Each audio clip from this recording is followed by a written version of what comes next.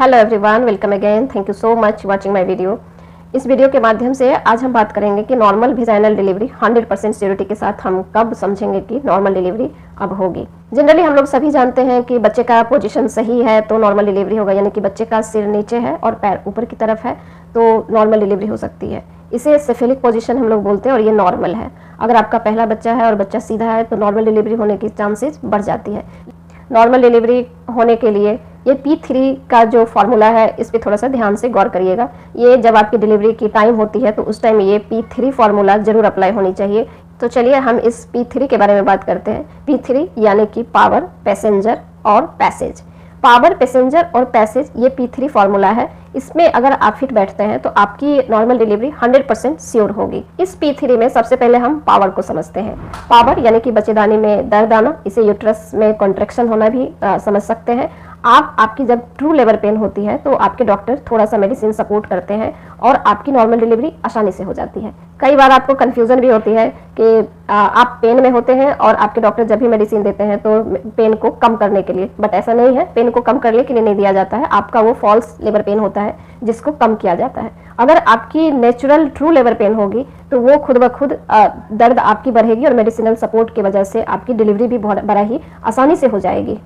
इस बात को ध्यान रखने की ज़रूरत है कि ट्रू लेबर पेन को कभी भी इंजेक्शन से कम नहीं किया जा सकता है। वो नेचुरल पेन है और वो नेचुरल पेन ही होता है जिसको मेडिसिन सपोर्ट देने की वजह से फिर नॉर्मल डिलीवरी आपकी आसानी से होती है। और ये कोई ज़रूरी नहीं है कि जब आपको बहुत तेज़ दर्द होगी या बहुत ज़्यादा दर्द होगी तभी आपकी नॉर्मल डिलीवरी हो पाएगी। कई बार ऐसा भी होता है कि आपको कम दर्द रहता है लेकिन आपकी नॉर्मल डिलीवरी होती है। कई बार ज़्यादा दर्द रहती है फिर भी नॉर्मल डिलीवरी होती है। हर प्रेगनेंसी अलग अलग होती है और हर किसी का सिम्टम्स अलग होते हैं।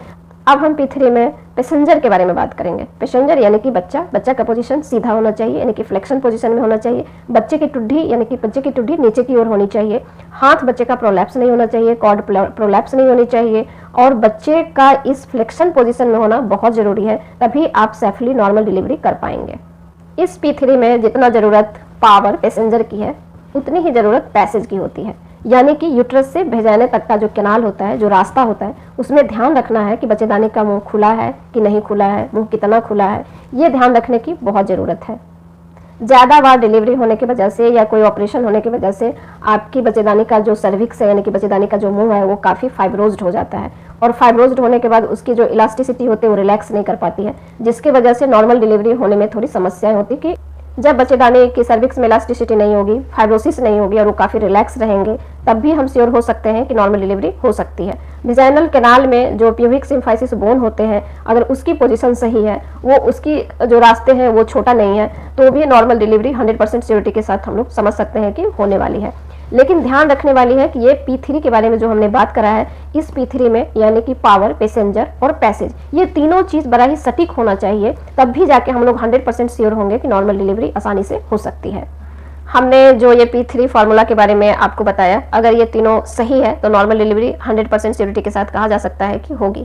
लेकिन कई बार बच्चे पेट में मेक्यूनियम पास कर दिया है या बच्चे के गले में कॉर्ड है तो नॉर्मल डिलीवरी कराने में प्रॉब्लम आ सकती है। कि नॉर्मल डिलीवरी कराने के लिए बच्चे को मेक्यूनियम भी नहीं आनी चाहिए, कॉर्ड भी सही होनी चाहिए। कॉर्ड का ना तो प्रोलैप्स होना चाहिए, ना ही बच्चे के गले में कॉर्ड होनी चाहिए। नॉर्मल डिलीवरी के लिए प्लासेंटल पोजीशन देखना बहुत जरूरी होती है कि कहीं आपको प्लासेंटा प्रीविया तो नहीं है। अगर प्लासेंटा प्रीविया नहीं है और फंडल इंटीरियर पोस्टीरियर प्लासेंटा है तो नॉर्मल डिलीवरी के लिए आसानी से ट्रायल लिया जा सकता है।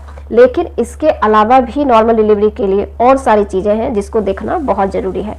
नॉर्मल डिलीवरी जब आप लेबर पेन में होते हैं उस समय P3 तो चाहिए ही, लेकिन उसके अलावा भी देखना है कि बच्चे का कॉर्ड तो प्रोलैप्स नहीं है, बच्चे के गले में 2, 3 या 1 राउंड नाभि तो नहीं है और डिलीवरी के समय में आपके बच्चे का जो एमनियोटिक फ्लूइड होता है यानी कि बच्चों वाली पानी होती है वो कम नहीं होनी चाहिए।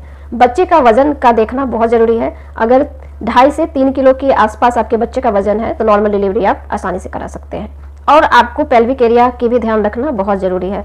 यानी कि जब हम PV एग्जामिनेशन करते हैं, डॉक्टर PV एग्जामिनेशन करके ये पता लगाएंगे कि आपका जो पेल्विक बोन है वो सही है या नहीं, यानी कि प्यूबिक सिम्फाइसिस बोन है उसकी क्या पोजीशन है। अगर बच्चे का हेड बड़ा होता है और आपकी प्यूबिक सिम्फाइसिस की बोन की साइज छोटी होती है तो भी नॉर्मल डिलीवरी नहीं होता है। कई बार ऐसा आप देखे होंगे कि बच्चे जाके फंस गया, और यही जब बच्चे का हेड का साइज बड़ा होता है और आपकी प्यूबिक सिम्फाइसिस बोन जो है उसकी साइज छोटी होती है तो क्या होता है, बच्चे का हेड वहां जाके अटक जाता है, जिसे जिसे ऑब्स्ट्रक्टेड लेबर के रूप में हम लोग जानते हैं, यानी कि आप देखेंगे कि आपको पेन बहुत होगा, इतनी सीवियर पेन होगी, लेकिन बच्चे का प्रोग्रेस नहीं होता है, बच्चे नीचे नहीं आ पाता है, जिसके वजह से नॉर्मल डिलीवरी होना थोड़ा मुश्किल हो जाता है।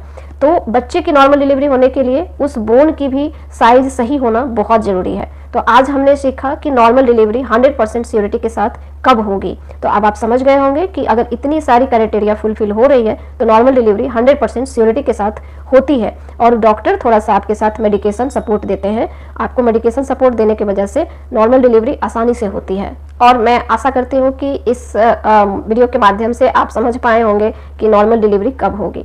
इतने P3 के बारे में मैंने बताया, और पानी के बारे में बताया, कॉर्ड के बारे में बताया, बच्चे के पोजीशन के बारे में बताया, पेल्विक पोजीशन के बारे में बताया, बच्चे के वेट के बारे में बताया। अगर ये सारी चीज़ें सूट होती है, फिट होती हैं इन सभी चीज़ों में, तो नॉर्मल डिलीवरी होती है। और कई बार जब नॉर्मल डिलीवरी की ट्रायल चल रही होती है, सारे मेडिकेशन हो जाते हैं, और इन सभी चीज़ों में किसी भी एक चीज़ में समस्या आती है, कभी कॉर्ड प्रोलैप्स हो जाना, कभी मेकेनियम पास हो जाना, प्लेसेंटल पोजीशन सही नहीं होना, या ज़्यादा ब्लीडिंग हो जाना, या पानी कम हो जाना, या पेल्विक की साइज सही नहीं होना, बच्चे का वेट ज़्यादा होना, तब जाके उस टाइम पे नॉर्मल डिलीवरी के बदले डिसीजन चेंज करके सिजेरियन करनी पड़ती है। तो जब भी सिजेरियन का डिसीजन लिया जाता है तो इन सभी चीज़ों को देखते हुए, क्योंकि मदर को भी बचाना होता है और बच्चे को भी बचाना होता है। अगर मेरा वीडियो आपके लिए यूजफुल है तो आप मेरे वीडियो को लाइक, शेयर, सब्सक्राइब जरूर करें। धन्यवाद।